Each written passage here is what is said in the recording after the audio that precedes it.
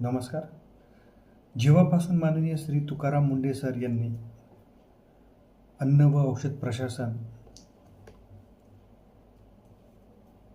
या विभागाची जबाबदारी हाती घेतली आहे, त्याच्यानंतर महाराष्ट्रामध्ये प्रत्येक जिल्ह्यामध्ये अत्यंत कडक कारवाई चालू झाली आहे. त्याच्यामध्ये आपण बातम्यामध्ये बघतो किती भेसळीचं प्रमाण वाढलं आहे.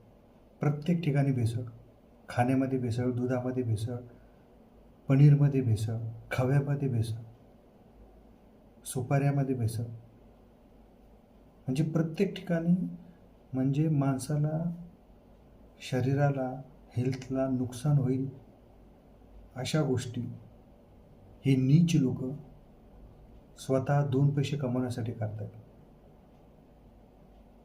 म्हणजे नीतिमत्ता गहाण ठेवली आहे का? याच्यामुळं काय झालं आहे, दवाखान्यामध्ये जाण्याचे प्रमाण वाढले. का?